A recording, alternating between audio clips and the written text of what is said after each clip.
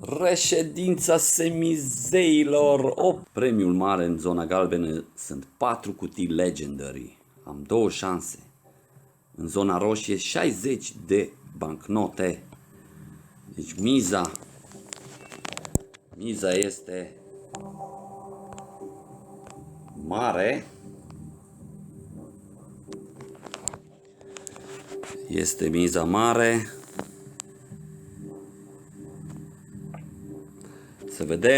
Să vedem. Prea slabă lovitura.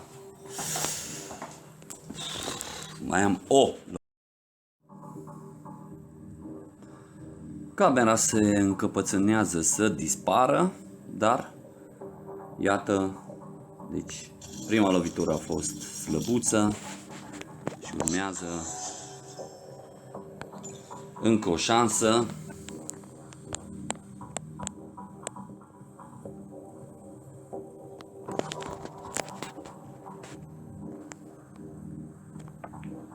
Prea tare nu se poate, am ratat această Starry Night.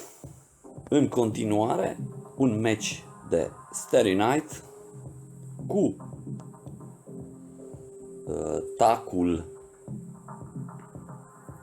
Arhon Q.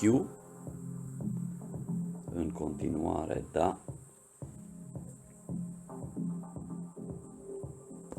Un match. După care voi încerca o lovitură la țintă supremă. Asta da. Și masa este foarte frumos decorată. Designul este minunat la această masă Starry Night event special. Darien din US, 4 miliarde, Atlantis Q.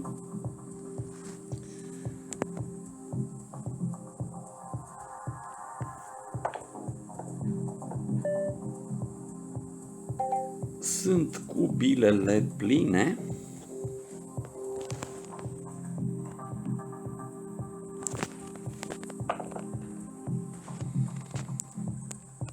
Bilele pline, verde.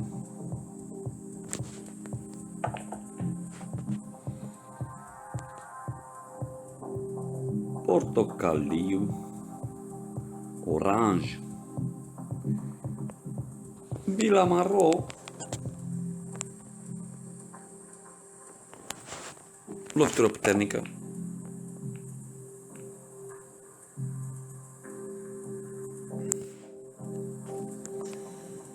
bila maro, nu știu cum voi intra la bila maro, decât așa poate, da, să deranjăm acolo și iată.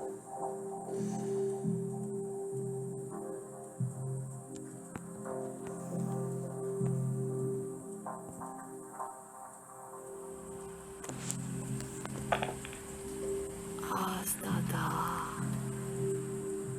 Da.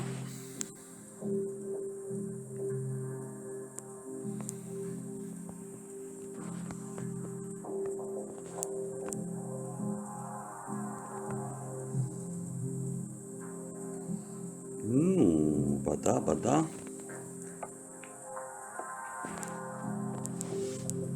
Deci un match cu Darien.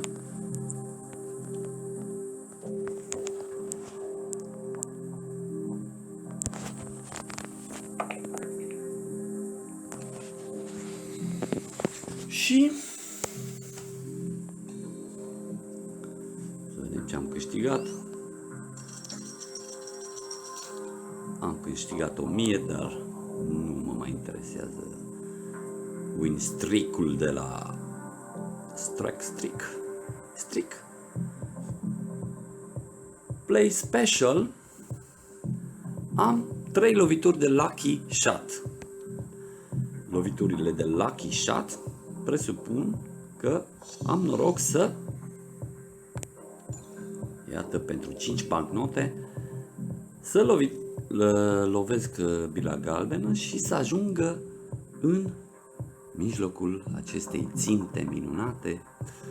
Da? Pentru galben primesc 5 bancnote, pentru zona roșie o cutie specială, zona albastră 1000 și zona gri 500.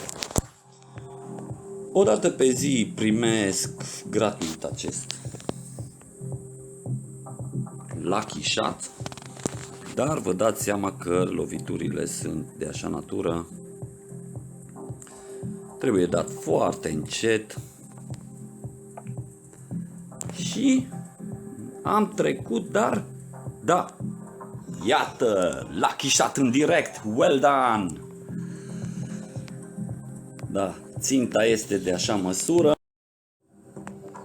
Încă 3 încercări bonus, pentru că în această zi, iată, avem o poziție destul de favorabilă.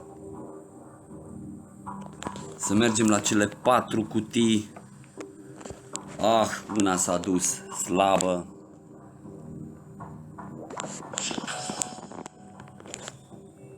A doua.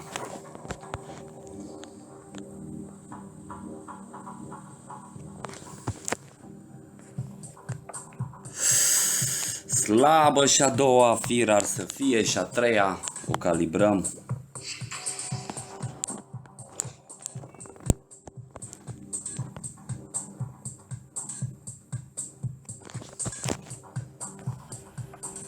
Nu se poate, am slăbit-o și pe Da. reședința semizeilor. Reședința semizeilor.